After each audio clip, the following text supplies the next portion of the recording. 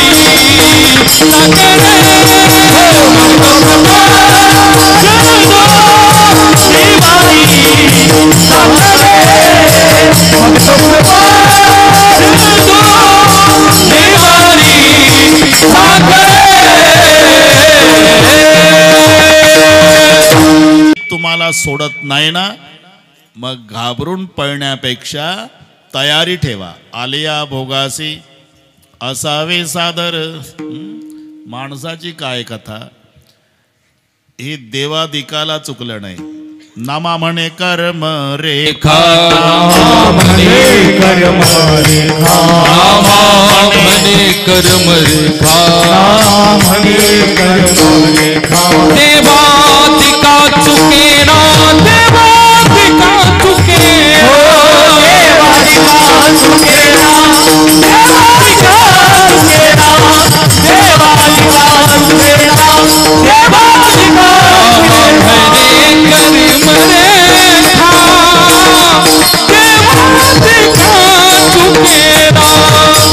देवादिका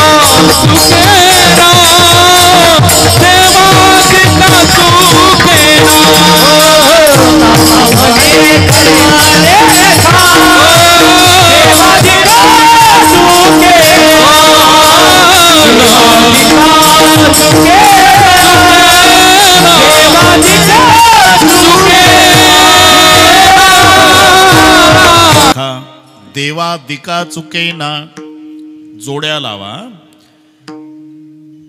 त्रेतायुगात रामचंद्र प्रभू वालीला बाण मारतायत। जग प्रसिद्ध उदाहरण आहे, 2 वेळा आडगावच्या लोकांनी ऐकलाय। वाली खाली कोसळला, पण भांडू लागला, शाब्दिक भांडण आहे। मारे हो मोही ब्याधी की न्यायी, धर्म हे तवतरे हो गुसाई। धर्माकरता अवतार घेता मालक। हा, मग क्षत्रियाचा धर्म काय आहे? सामोरासामोर युद्ध करणे। अरे झाडाच्या आडून बाण मारणे हा पारध्याचा न्याय आहे। वाली म्हणतोय, धर्म हे तवतरे हो गुसाई, मारे हो मोही ब्याधी की न्यायी। मै बैरी सुग्रीव पियारा, अवगुण कवननाथ मोही मारा। तुम्ही सांगता ना जगाला की पठ्ठा जगाचा बाप आहो. हो, मग तू जर जगाचा बाप आहे तर सुग्रीवनं मी तुझी मुलंच की नाही. हो, मग एकाला मारलं आणि एकाला जवळ करणं धर्म आहे का बापाचा? बरंच भांडण आहे. तर एवढ्या भांडणात जाईल काय? वाली भांडला, तिथे बाण मारला रामचंद्रानं वालीला. उत्तरही वगैरे दिले बराचसा सविस्तर. अनुज बधू भगिनी सुत नारी सुटण्या समये चारी अनेक दृष्टी बिलोकोई जोई ताहे पदे कजू पापण होई वगैरे. त्याला मारल्याने काही पाप होत नाही. तू पापी आहे. मी पापी आहे का? हा, आम्ही तर ऐकलंय प्रभू. काय काय महिमा वर्णो आता सांगणे किती, कोटी ब्रह्म हत्या मुख पाहता जाती. काकडा पाठ आहे आम्हाला. अरे तुझं तोंड पाहिल्यानं कोटी ब्रह्महत्येचं पाप जातंय. मग 10 वाजल्यापासून तुझं तोंड पाहतो तरी पापी जाऊ का मी? आणि जर असेल तर उद्या देतो पेपरला की आता पहिल्यासारखं याच्या मुखदर्शनात सामर्थ्य राहिलं नाही. कालचा अनुभव 1 तास तोंड पाहून मी पापी ठरलो. जाऊ दे भाऊ, नको भांडू. बाली मग जवळ आले. परेचवणी जपाणी अचल करवतो राखव प्राणा. बालिका हसून कृपाणी धाना. जन्म जन्म जतन कराई. अंती राम काही आवत नाही. जासू नाम भरशंकर काशी देत सबै समगती. अविनाशी वगैरे नाही कळलं तरी समजलं तुम्हाला. बस भांडण इथलं. कर्मरेखा देवादिका चुकेना. आप्पा राम प्रभून बाण मारला वालीला, देवालाही भोगावं लागलं की नाही. तो राम श्रीकृष्ण झाला आणि हा वाली पारधी झाला. नीट ऐक. तिथे ध्यानस्थ बसला भगवान कृष्ण. तो तळवा असा दिसला, झाडाखाली हरिण बसलं असं वाटलं. त्या पारध्यानं मारला बाण. श्रीकृष्णजी गेले. राम अवतारात रामानं बाण मारला वालीला. तो वाली द्वापार युगात पारधी होऊन आता बाण मारला कृष्णाला. नामा म्हणे कर्मरेखा देवादिका चुकेना. कर्मरेखा टळेना. बाण लागला जगजीवना. कृष्णे सांडिल्या गोपांगना. हे नारायणा प्रारब्धे बिल्ले विंदिले शारंगधर. सगळे पाठ आहे. तुम्हाला का म्हणायचं आहे? परियसी गव्हारा सादर. परियसी गव्हारा सादर. परियसी गव्हारा सादर. परियसी गव्हारा सादर. झाले सगर कर्मे निर्वंश झाले सगर. कर्मे निर्वंश झाले सगर. कर्मे निर्वंश झाले सगर. भिल्ले विंदिल शारंगधर. भिल्ले विंदिल शारंगधर. भिल्ले झाला पुरंदर सहस्र नयना. सहस्र नयना. झाला पुरंदर सहस्र नयना. झाला पुरंदर सहस्र नयना. परियसी गवारा सादर. परियसी गवारा सादर. परियसी गवारा सादर. परियसी गवारा सादर. परियसी गवारा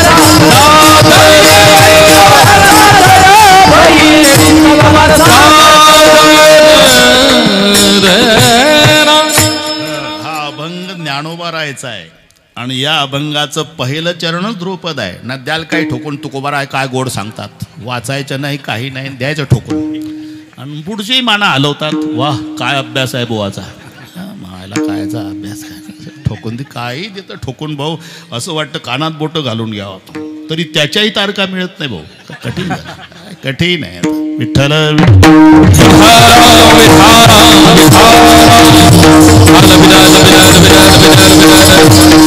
बाकी सगळे पाठ आहे तुम्हाला. कर्मे श्रीराम वनवासा गेला. दशरथ वियोगे मला वियोग घडला सीता देवी. अख्ख्या अभंगावर 2-4 कीर्तन होईल. पण हे आपलं कामापुरतं. कर्मे बस. निर्वंश झाले सगर.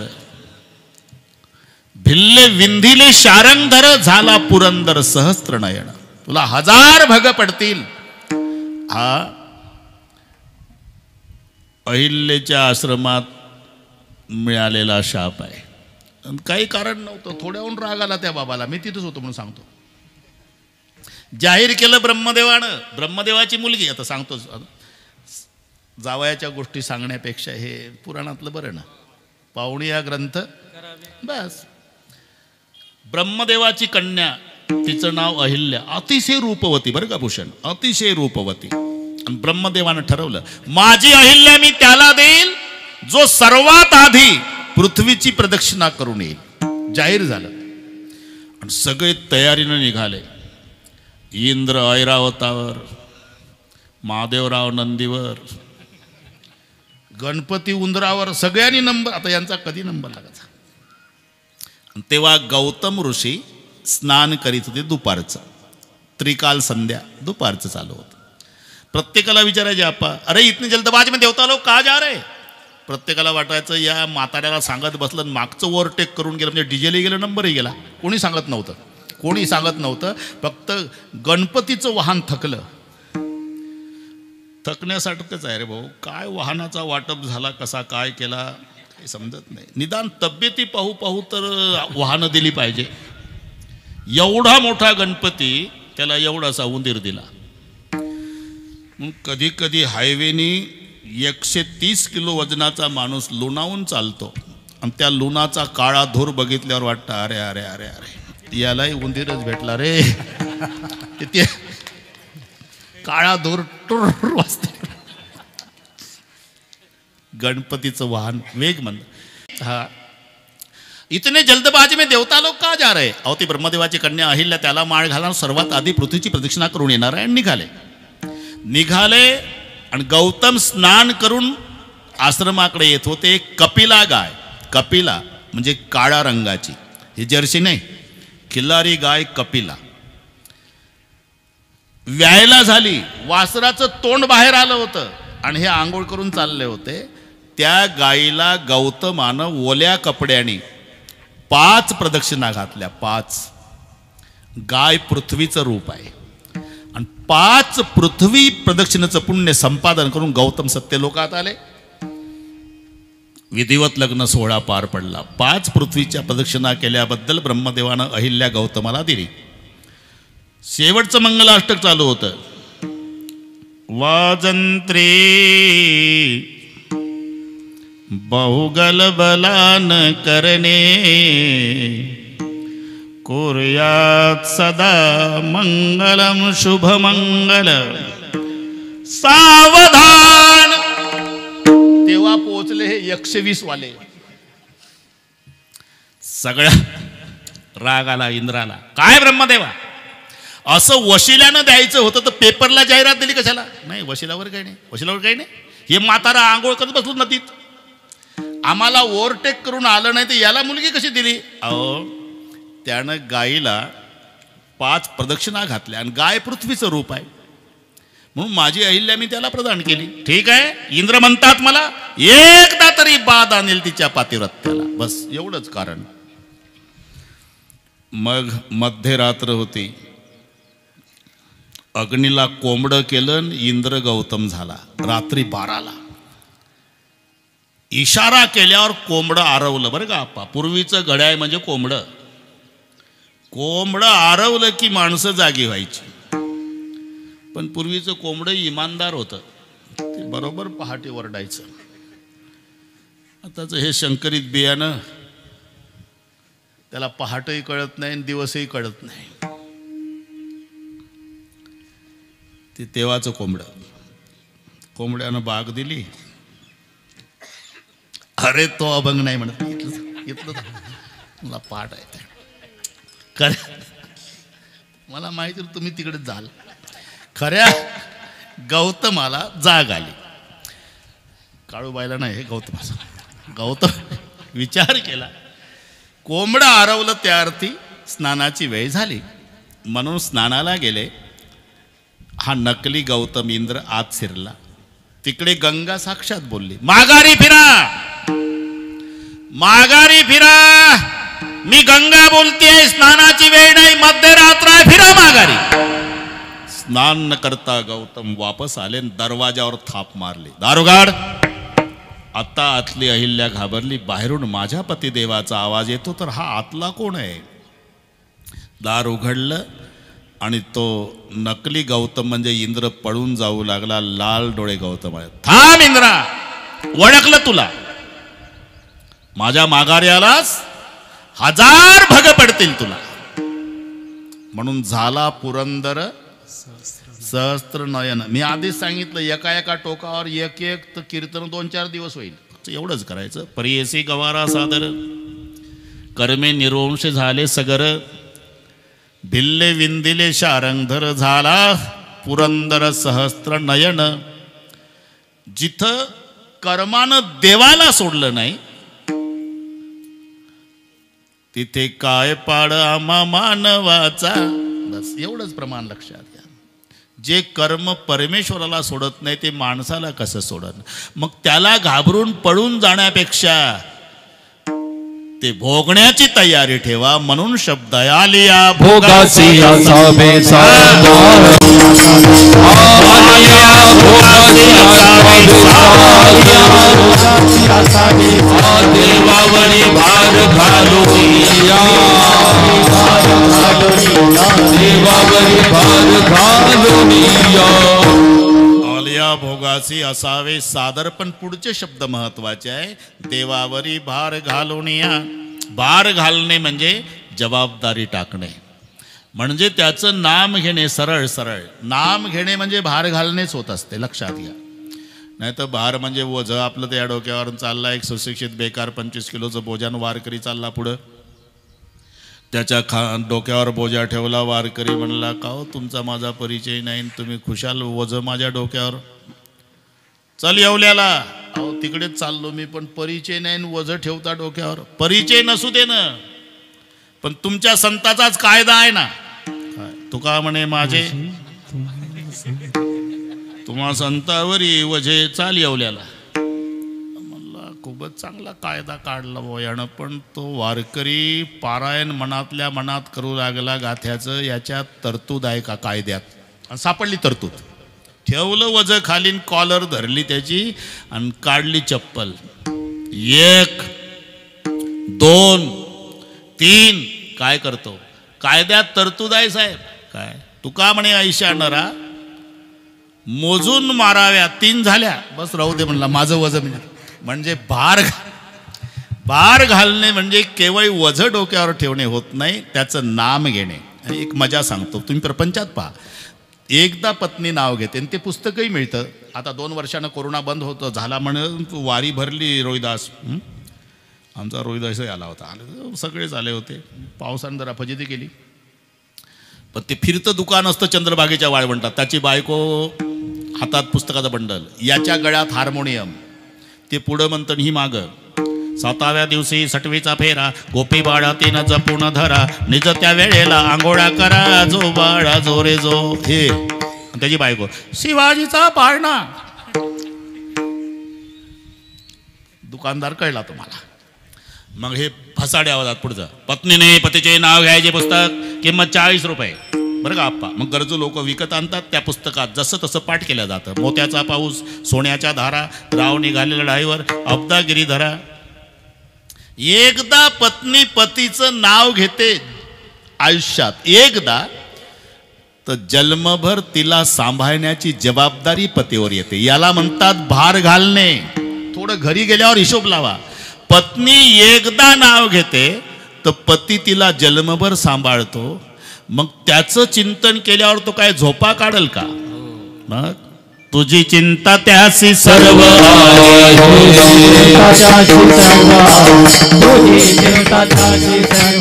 आवडीने भावे हरी नाम रे.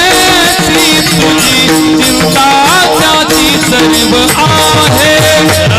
तुझी चिंता त्याची सर्व आहे. आवडीने भावे हरी नाम घे. तुझी चिंता त्याची सर्व आहे. तुझी चिंता त्याची सर्व आहे. मागे पुढे उभा राहे सांभाळीत. मागे पुढे उभा राहे सांभाळीत. आलिया घाते निवाराया. आलिया घाते निवाराया. पडिय देह भाव पुरवी वासना. पडिय देह भाव पुरवी वासना. जे नाम घेणे. देवावरी भार घालोनिया. काय म्हणतात मग, भजन केल्याचा फायदा काय? प्रारब्ध. अरे भजन करा तरी प्रारब्ध चुकत नाही, भोगावंच लागतं. कभी गर्मी कभी सर्दी ये तो कुदरत के नजारे है, प्यास तो उसे भी लगती है जो नदी के किनारे है. तुम्हाला काय वाटतं, नदीच्या काठाला बसलं दिवसभर पाणी बघितलं म्हणजे तहान लागत नाही का? तसं भजन केलं म्हणजे प्रारब्ध भोगावं लागत नाही का? फायदा काय? ते दुःख पेलण्याची ताकद येते, हा फायदा भजनाचा. नाहीतर पहाते पांडव अखंड वनवासी, ऐश्वर्य भोगलेले पांडव, 12 वर्षे वनवास, 1 वर्ष अज्ञातवास, तरी धर्मराजानं रोगोर घेतलं नाही आणि द्रौपदीनं रॉकेल वतलं नाही. ही ताकद भजनाची, दुःख पेलण्याची ताकद. हे लक्षात घ्या. नाहीतर भार घालून या. थोडं तुम्हाला सभापर्वात नेतो. सभापर्व म्हणजे 18 पर्वापैकी एक पर्व आहे महाभारतात. ते 2 वर्ष कोरोना, त्याच्यामुळे आम्ही 1.25 लाख श्लोकाचं चिंतन केलं 2 वर्षात. मजा आहे, पण मी श्लोकासहित सांगतो, फाजील बाता नाही श्लोकासहित. बरं, वेळी घेत नाही फारशी. ते वनवासात गेले पांडव. वनवासात गेल्यावर एक 15 दिवसांनी म्हणा दोघाला वाटलं एकदा भेटून यावं. कोण दोघं? जगाचा बाप श्रीकृष्ण आणि सक्का भाऊ दृष्टद्युम्न. रथ सज्ज केला, जसं आहे महाभारतात तसं सांगतो बरं का रविदास, एक शब्द पदरचा नाही. रथामध्ये दोघंही बसले. त्या गवताच्या झोपड्यात होते पांडव. हरणाचे कातडे परिधान केलेले. त्या मातीच्या भांड्यात पाणी, फळं खायचे, कंदमुळे खायचे. थोडा विचार करा, थोडंसं परिवर्तन झालं तर आम्ही देवाला नावं ठेवतो. एवढ्या लाडा कौतुकात द्रुपद राजाची कन्या द्रौपदी वाढलेली, इथेही पंडूराजाची सून झालेली, ऐश्वर्यात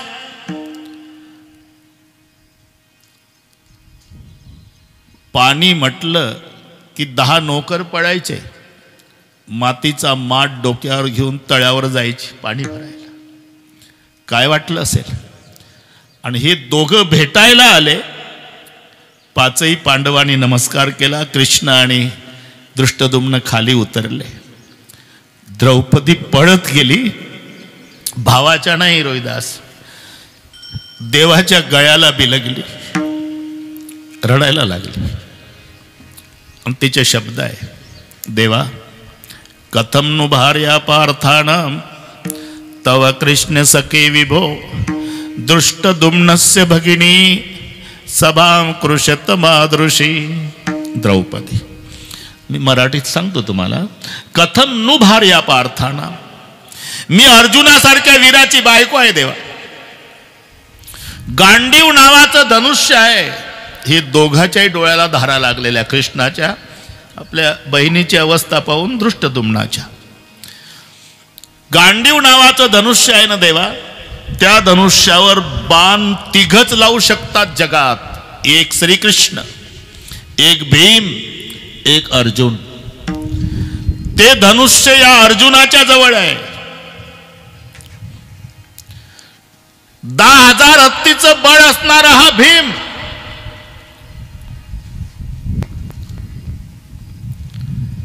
तुझ्यासारख्याची सखी हा माझा सक्का भाऊ आहे दृष्टद्युम्न. हा अतिरथी आहे. कारण रथाचे प्रकार सांगितले महाभारतात. रथी, महारथी, अतिरथी. बरं का रोहिदास, एक रथी दुसऱ्या रथासोबत लढाई करतो त्याला रथी म्हणतात. रथी. एक रथी हजारो रथासोबत लढाई करतो तो महारथी. आणि एक रथी सर्वांच्या सोबत युद्ध करतो तो अतिरथी. हा दृष्टद्युम्न. हा दृष्टद्युम्न माझा भाऊ अतिरथी. तू ब्रह्मांडाचा मालक आहे. गांडीवधारी अर्जुन माझा पती आहे. तव कृष्ण सखे विभो दृष्टदुम्नस्य भगिनी सभांकृषित मादृशी. काय मजा आहे प्रसंगात. अरे काय सासूच्या जावयाच्या गोष्टी ऐकत बसता. मजा पुराणातली पहा. विठ्ठल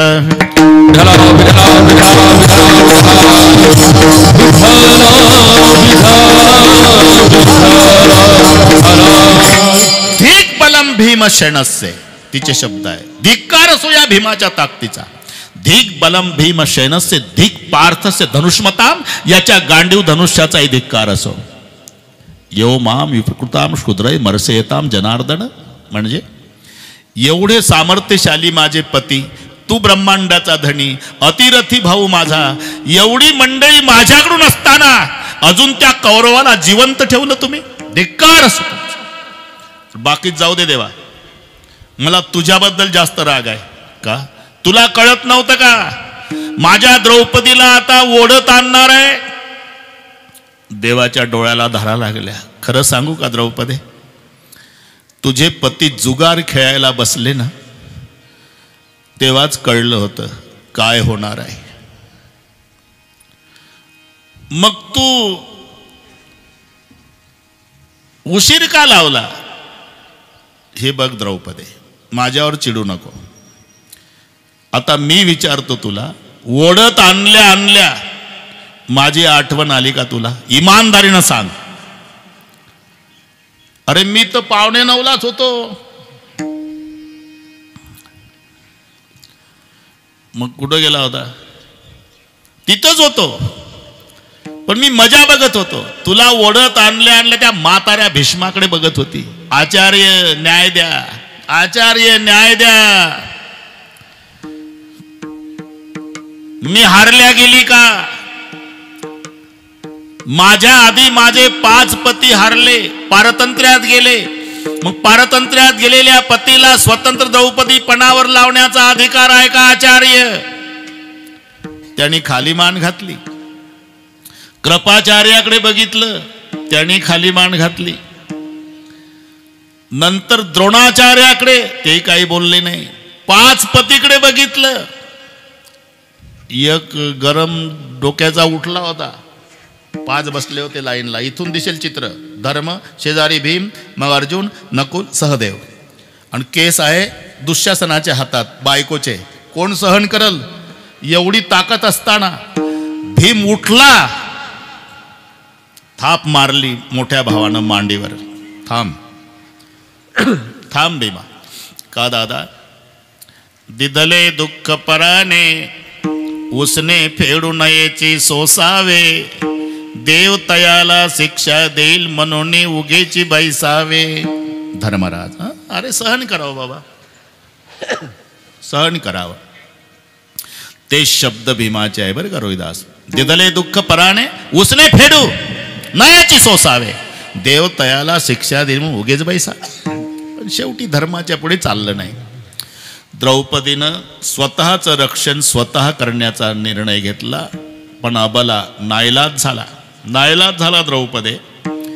मी जवळजवळ 8:45 आलो होतो. गंमत बघत होतो. आणि मग नाईलाज झाल्यावर 11:20 तू मला हाक मारली. कोठे गुंतला चारया हो बेन का सखिया लाभिएला हो बेन का सखिया लाभिएला द्वार के चरा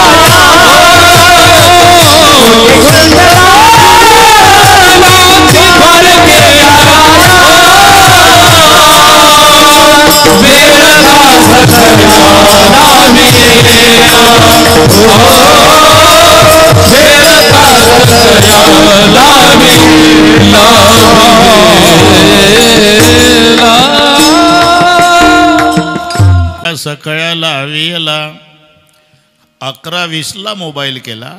11:22 तो धावलो. का. माझं ठरलंय, माझ्यावर जबाबदारी टाकल्याशिवाय भार घातलियावरी मग होईल कैवारी नारायण.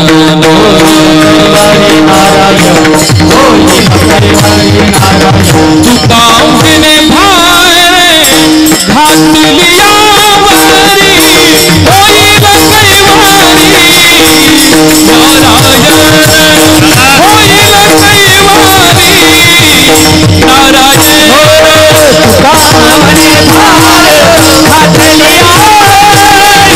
होईल कैवारी नारायण.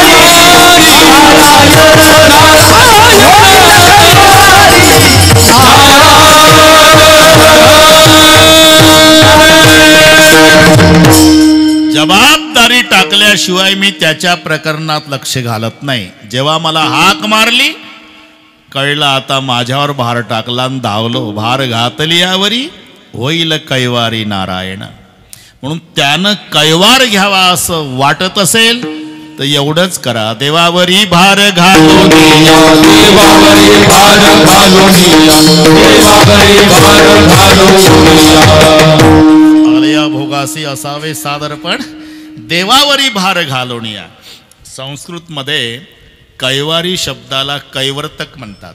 कैवर्तक आणि सगळ्यांना पाठ आहे ते. युद्धरूपी नदीचं वर्णन आहे तिथे बरं का रोहिदास तुलाही पाठ आहे. भीष्म द्रोण तटा जय द्रत जला गांधार नीलोत्पला शल्य ग्राहवती कृपेन वहनी कर्णेन वेला कुला अश्वत्थाम विकर्ण घोर मकरा दुर्योधनावर्तिनी सोत्तीर्णा खलु पांडवै रणनदी कैवर्तक केशव. इथे कैवर्तक म्हणजे कैवारी. तिथं गेलो रे बाबा पुन्हा आता असं होते पण ते वेल्डिंग चालू आहे आपला. युद्धरूपी नदी त्या नदीचे दोन काठ भीष्म आणि द्रोण. भीष्म द्रोण तटा हे युद्धरूपी नदीचं महाभारतातलं वर्णन आहे. दोन काठ कोण आहे? भीष्माचार्य आणि द्रोणाचार्य. जयद्रथ त्या नदीतलं पाणी आहे. जयद्रथ जला गांधार नीलोत्पला हे गांधारीचे 100 पोरं त्या पाण्यातले कमळे आहे. हे लढाई रूपी नदीचं वर्णन नीट आहे का? कमळ आहे. शल्य ग्राहवती कृपेन वहणी कर्णेन वेला कुला. अरे हे त्या पाण्यातले भोवरे आहे. भोवरे असतात ना खोल पाण्यात. अश्वत्थामा विकर्णा घोर मकरा ह्या मगरी आहे. मगरी आहे पाण्यातल्या. कर्ण भोवरे आहे. कौरव कमळ आहे. भीष्म द्रोण काठ आहे. जयद्रथ पाणी आहे. अश्वत्थामासारख्या मगरी आहे. झालं झालं. अहो मग एवढी भयानक रणनदी. हा मग 5 भाऊ तरले कसे? सोत्तीर्णा खलू पांडवै रणनदी कैवर्तक केशव. त्यांचा कैवारी भगवान होता म्हणून तरले. होईल कैवारी. त्यांनी काय केलं? त्यांनी भार घातला. भार घातला म्हणजे भजन केलं. पहाते पांडव अखंड वनवासी परित्या देवासी म्हणून आलिया भोगासी असावे सादर.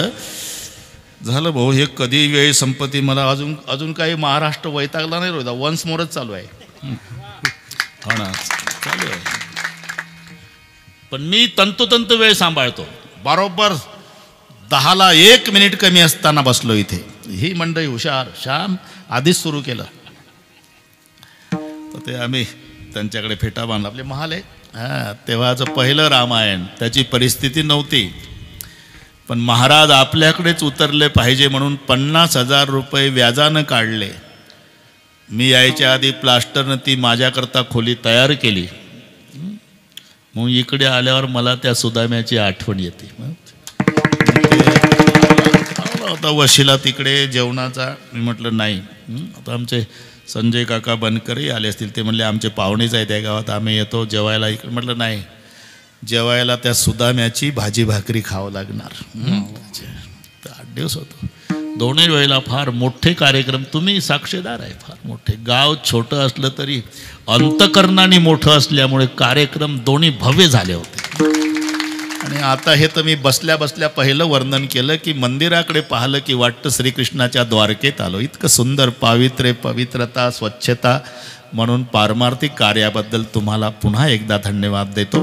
पुन्हा अभंगाकडे येतो. कुठेही गेलो तरी 12ला तुम्हाला मोकळे करतो.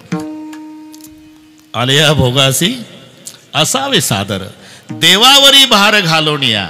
आणि एकदा त्याच्यावर भार घातला ना मग तो कृपा सिंधू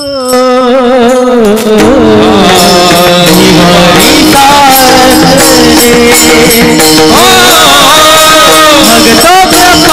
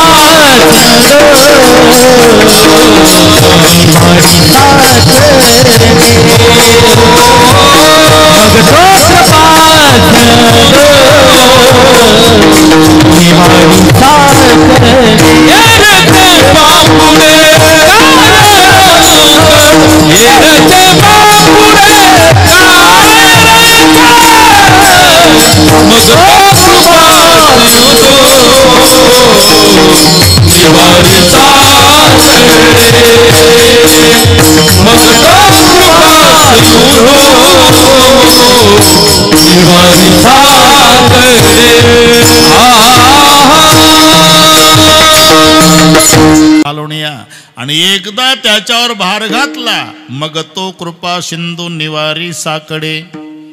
याचा विचार नंतर करू. एकदा हात वर, एका तालात टाळी वाजवायची. विठोबा रखुमाई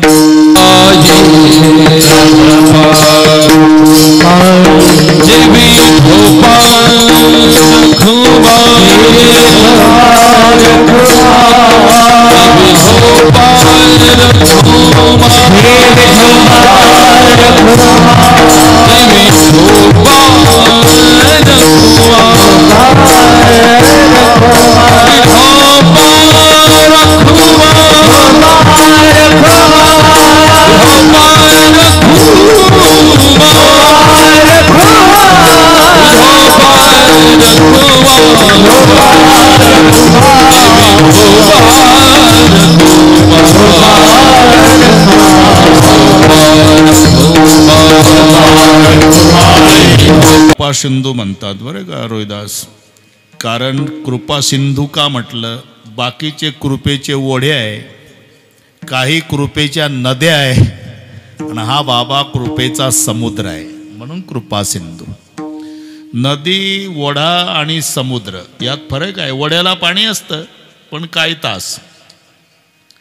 पावसाच्या दिवसात पट्टीच्या पोहणाऱ्याला ओढा जाऊ देत नाही पलीकडे. नदी परवडली पण ओढा. पर्जन्याचे काळी ओहोळ्याचे नद. पावसाच्या दिवसात ओढाच नदीसारखा दिसतो. अर्धाच तास पाणी टिकतं पण नाही जाऊ देत. ज्याच्यात ताकद भरपूर असते का नाही आप्पा, हिंद केशरी पहलवान, कधी चालताना खाली मान घालून चालतो. आणि टीबीचं पेशंट तिन्ही बटना उघड्या ठेवून छाती नसतेच, तिथं बोर्ड लावावा लागतो की पूर्वी एकेकाळी इथेच छाती होती. तरी क्यों रे भाई, आप सीना निकाल करके चल रहे? बोले इसलिए चलता हो कि मेरा भाई पहलवान. काही कारण आहे? पहलवान भाऊ घरी बसला आणि पेशंट चाललं छाती काढून, म्हणून नदी परवडली पण ओढा. ते शेतकरी पेरणी करून आले, ओढा वाहत होता, पलीकडे जायचं गावात. अरे कसं जायचं? जाऊ द्या म्हणला, काय 2-4 महिने टिकतं पाणी, अर्धा तास टिकल. झाल्या पेरणी काय केली वगैरे चर्चा झाली. म्हणलं चिलीम झाली असती ना आतापर्यंत. म्हणलं कोणी मनाई केली? यानं चिलीम काढली, त्याच्याला खडा काढला, त्याच्यात काडी खोवून फुंकर घालून चिलीम स्वच्छ केली, खडा पुसला, खडा चिलीमीत टाकला, मग तंबाखू भरला, उलट्या अंगठ्यानं तंबाखू दाबला आणि त्या चिलमीला खाली कापड गुंडाळायचा असतो, त्याला शापी म्हणतात. शापी, अरे ऐकून तर ठेवा, शापी शापी.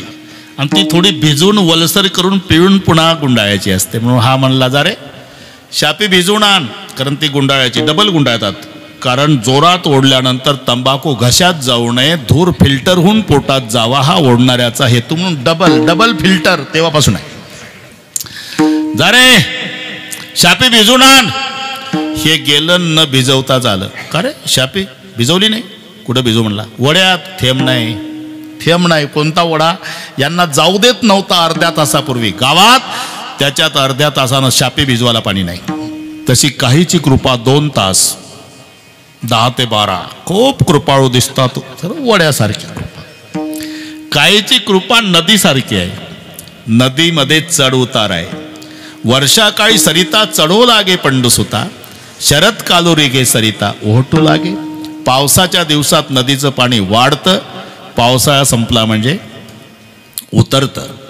तशी काहीची कृपा श्रावण महिन्यात वाढते, भाद्रपदात उतरते. आता आषाढ असल्यामुळे मी जास्त बोलत नाही बरं का आप्पा. गटारी अमावशीपर्यंत बऱ्याच प्राण्यांना धोका आहे. म्हणून ते पत्रकार फार हुशार. गटारी अमावस्याच्या आदल्या दिवशी फोटो दिला पेपरला. कोणाचा? एक बोकडे आणि एक कोंबड. पत्रकार मंडळी हुशार. एकूण बोकड त्याला नमस्कार करतं, कोंबड त्याला नमस्कार नमस्कार. आता पुन्हा भेट. पुढचं कळलं. म्हणलं उद्या मालकाची कृपा झाली, वाचलो गटारीतून, भेटू परवा. तुम्ही श्रावण महिन्यात पहा, बाप रे बाप, गावोगावचे भगवान शंकर विचार करतात की एवढे भक्त येतात कुठून. बेलाचं पान तांब्यात पाणी, हर हर महादेव. बेलाचं पान तांब्यात पाणी, हर हर महादेव. महादेव म्हणता मग 11 महिने रजेवर जाता का रे? तोंड दाखवा नाही पुन्हा. मग श्रावण महिन्यातली कोंबडी पहा तुम्ही. खेडेगावात निघाली फिरायला, 10-5 पिलं पुढं, 10-5 पिलं मागन, छाती काढून चालती कोंबडी. पुढं पाहती, मागं पाहती. मेरा भारत महान. 1 महिना. श्रावण संपल्यावर बघा कोंबडी उकिरड्यावर एकटी दिसल. तिला विचारा, कोंबडी काय महाराज? लेकरं कुठं आहे? चांगले महाराज झाले, कळत नाही का तुम्हाला? म्हणजे श्रावण संपला ना, भाद्रपद लागला, मग लेकरं संपली. तुम्ही माझाही नंबर लागतो ना गणपती उठले म्हणजे. हे आमची कृपा. मी का नदी. काहीची कृपा वड्यासारखी आहे, काहीची कृपा नदीसारखी आहे, आणि परमेश्वराची कृपा समुद्रासारखी आहे. अरे कधी जा, उन्हाळ्यात जा, पावसाळ्यात जा, दुष्काळात जा, सुकाळात जा, रात्री जा, दिवसा जा, तर समुद्र पूर्ण पाण्यानं भरलेला. तसं कधी जा, पूर्ण कृपेनं भरलेला. म्हणून त्याला कृपा सिंधू म्हटलंय. मग तर कृपा सिंधू निवारी सागरे, मग तो कृपा सिंधू निवारी सागरे, सिंधू निवारी सागरे. येरते बापुडे कायर, येरते बापुडे कायर, येरते बापुडे कायर. येरते बापुडे काय रंक. रंक म्हणजे त्याच्याशिवाय जे बाकीचे आहे त्यांना रंक म्हटलंय रोहिदास. रंकाच्या विरुद्ध राव, विरुद्धार्थी शब्द मराठीमध्ये. राव विरुद्ध रंक, रंक विरुद्ध राव. बाकी सगळे रंक आहे, तोच फक्त राव आहे. तो हा देवाचाही देव, तो हा देवाचाही देव.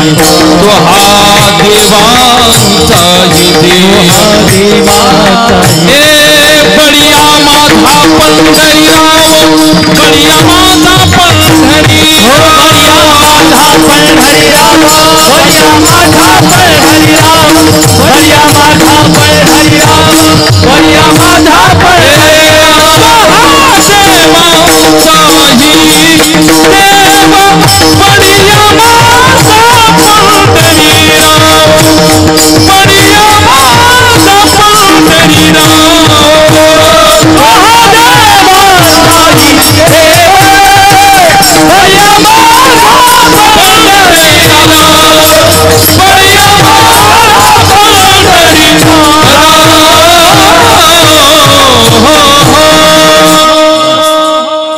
एकटा राव आहे.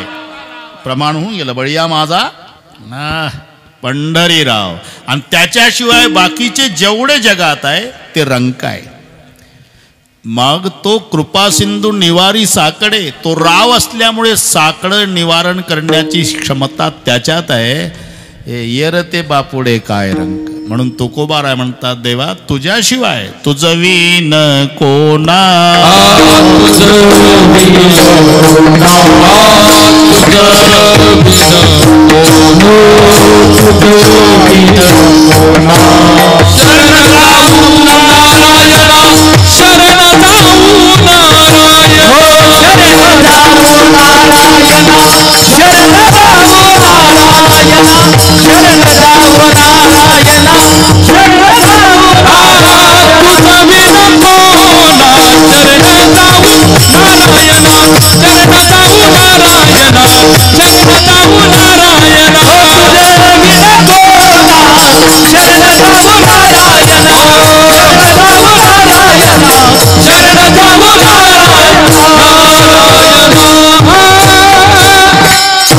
शरण जाऊ नारायणा ऐसा न देखे मी कोणी, दुजा तिही त्रिभुवनी. म्हणून साकडे निवारण करण्याची क्षमता रावात असल्यामुळे, बाकीच्यात नसल्यामुळे येरते बापुडे काय रंक.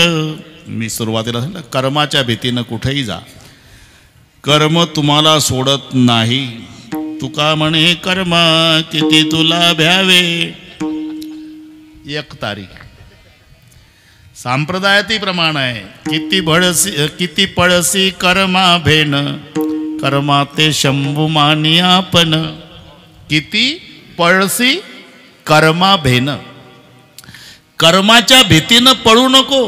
का? भयापासून जन्म दुःखाचा आहे. भया खाची या रासी, भयाची या मोठी तुझ्या भयाची या मोठी दुःखानी